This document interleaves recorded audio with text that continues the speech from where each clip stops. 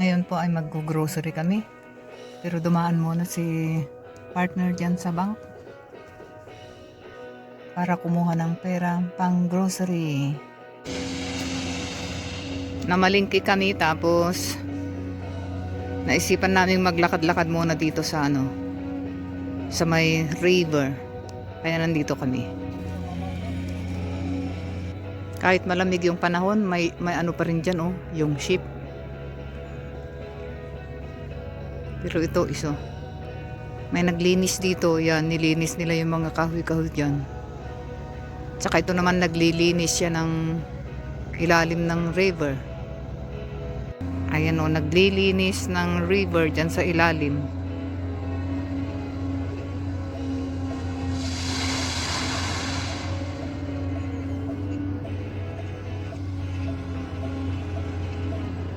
Mga bato-bato yung kinukuha niya sa ilalim eh.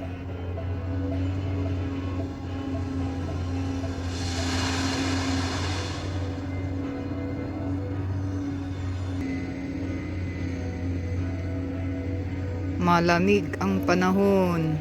Ang lamig na ngayon, guys.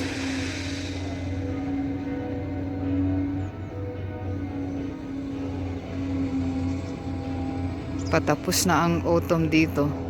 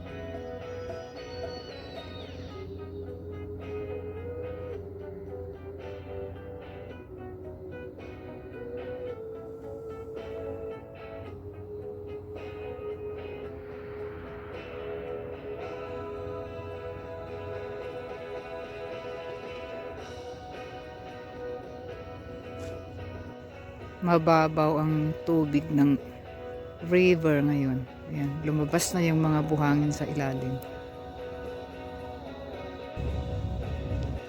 Malamig ngayon dito. Bihira ang taong naglalakad. Nasa bahay na kami. Piflix ko lang yung mga binili namin sa Turkish Mark. Ito may paprika, may carrots, may 2 leek, onion, saka may 3 lemon, may 3 talong, celery. Ito binili namin sa Rive. Ito binili namin sa Turkish Mark. At saka ito binili namin sa Turkish Mark. Tsaka yung mackerel. Iluluto natin yan mamaya. Hapunan. Yan. Diskarga ko na rin yung mga binili namin sa DM. Ito Shopee para sa akin. Para sa asawa. Ito para sa aking mukha. Cream. Face cream. Ito rin. Kapartner niyan ito. Ito, panlinis sa mukha. Yan. Yung dalawa na ito magka-partner. Tapos vitamins. Hand cream. Tea.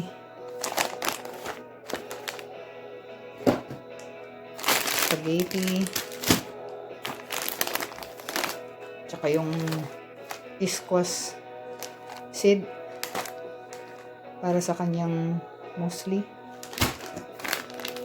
Ito curcuma. Ito yung cordyceps seed,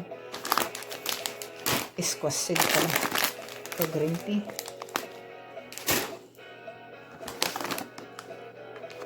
Ito yung para sa noodle.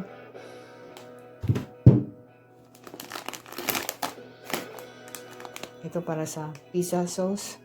Pag gumawa kami ng pizza. Ito sa aking asawa. Lahat ito. Ayan, para sa breakfast lang. Ayan. At least, ayan. May pakita ko sa inyo ang kaganapan sa araw na ito. Iluluto na natin yung isdang binili natin kanina. Lalagyan natin ng sabaw. Ayan, may sibuyas, may kamatis, may luya, at saka lemon, tsaka yung dahon na yan, tsaka yung tsaka talong. Ayan. Ilagay na natin sa kumukulong tubig yung kamatis, sibuyas, tsaka luya.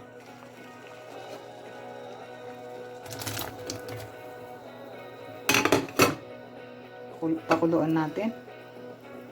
Tapos ilagay natin yung isda.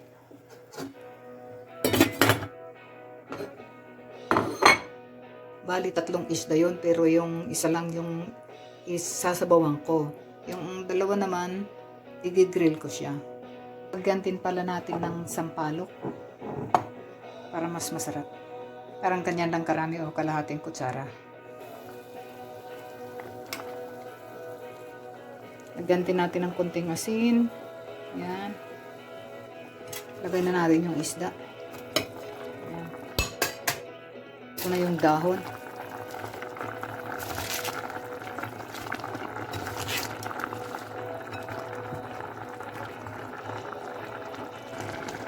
Ayan, nalagay ko na yung dahon. Takpan ko natin.